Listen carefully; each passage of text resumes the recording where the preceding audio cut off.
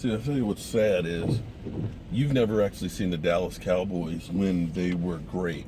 You know, when you were born is the last times they were at the Super Bowl.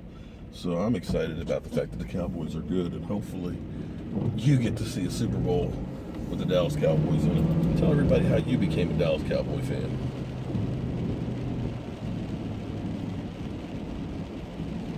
Why do you like the Dallas Cowboys versus anybody else? Knowing that you're not from everybody Texas. else in my family does.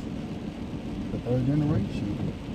Well, at least on our side, I mean, Grandpa, you and me. Everybody else is kind of a Redskin fan.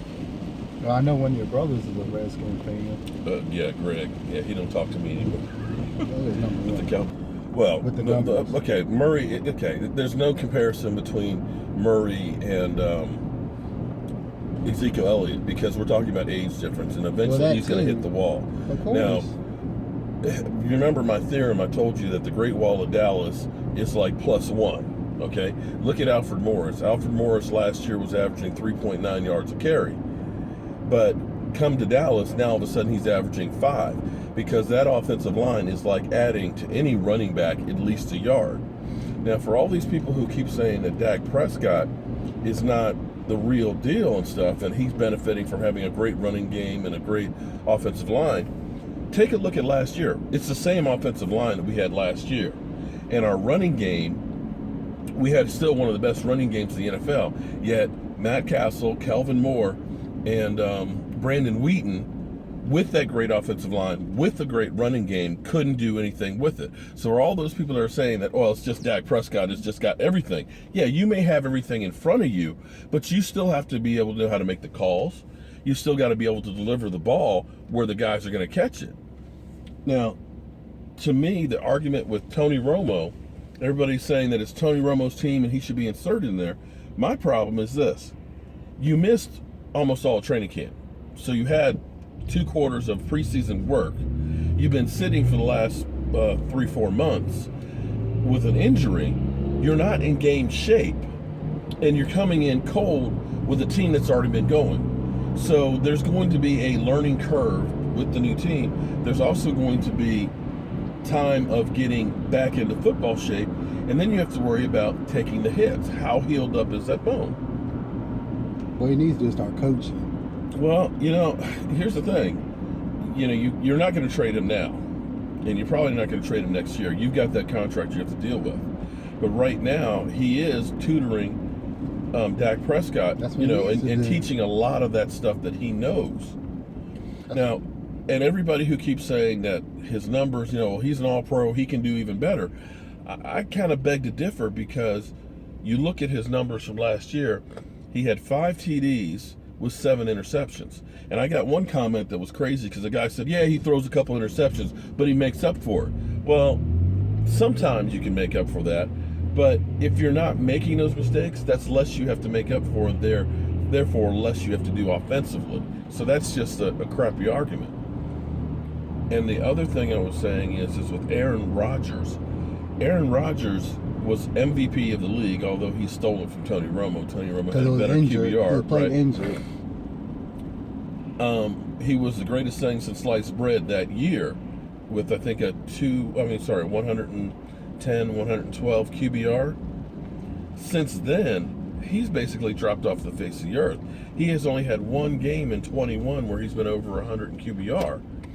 And so if Aaron Rodgers, the bad man, as Stephen A. Smith can say, has dropped without being injured, how are you going to say that Tony Romo, who's even older, who's gone through back problems, 2 broken collarbones, has missed all of last season and this training camp in the beginning of this year, is going to all of a sudden go back to 2014? I just don't see that. But see, Aaron Rodgers has one thing that Tony Romo does have: a Super Bowl ring. Well, he has a Super Bowl ring, but since that time of that Super Bowl ring, it's been kind of... I know. I mean, he's been steadily going downhill, and the Packers, quite honest, haven't won a playoff game in forever. You know, of course, they don't talk about, you know, Green Bay Packers choking in the playoffs every year, or like Cincinnati choking every year in the playoffs, like, you know, the Dallas Cowboys, you know, they only have 2 playoff wins, as Stephen A. Smith says. I mean, it's crazy. But there's always a double standard with the Dallas Cowboys, and the way they talk you would think that they were expected to win the Super Bowl every year. Well, the fact of the matter is there's only one team that wins the Super Bowl every year. And there's 31 that are chasing it. So what about all these other teams that have fallen short or who've never made the playoffs or never had a playoff win or been to a Super Bowl? It's just Dallas Cowboys because they are the Dallas Cowboys. Everybody wants to pile on because they know either you love them or you hate them, and either way you want to talk about it. Agree? I mean, that's true. Yeah. That's all they've been talking about. Well, the thing you have to like, though, is I'm telling you that nobody's talking about is that defense. That defense. All they talk about is Dak Prescott. But look, Prescott. Morris Claiborne is definitely the MVP on the defense right now, and playing as a shutdown corner. But even the rest of the guys, when you look at where Aaron Rodgers had to go with the ball, everybody was covered. Now, we don't have the pass rush like you'd like to have, but we're getting covered sacks. So you need to start watching Skip's show.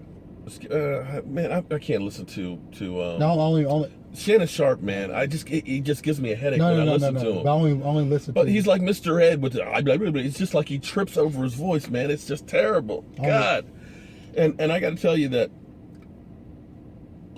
I actually like First Take better than it. But and you know, as much as Stephen A. Smith is a jackass, a lot of this is really for show. Okay, it's almost like a reality show that they want to blow up and make it, you know, like everybody's screaming over top of each other. But he realizes that he has made a name for himself because of the Dallas Cowboys. And I told you, he's a closet Cowboy fan.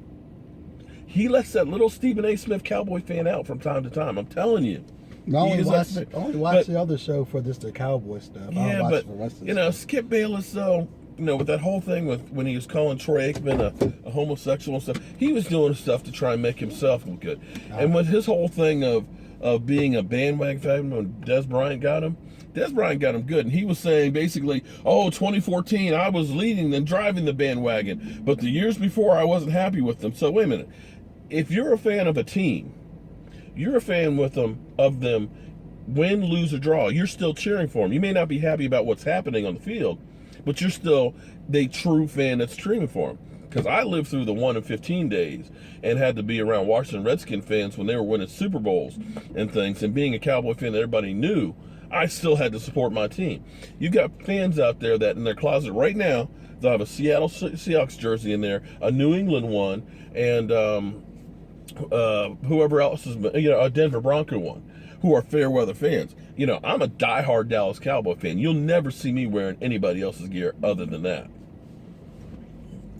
This is my son Michael, the third generation Cowboy fan, and we're just having our usual conversations about the Dallas Cowboys. But we got work to do.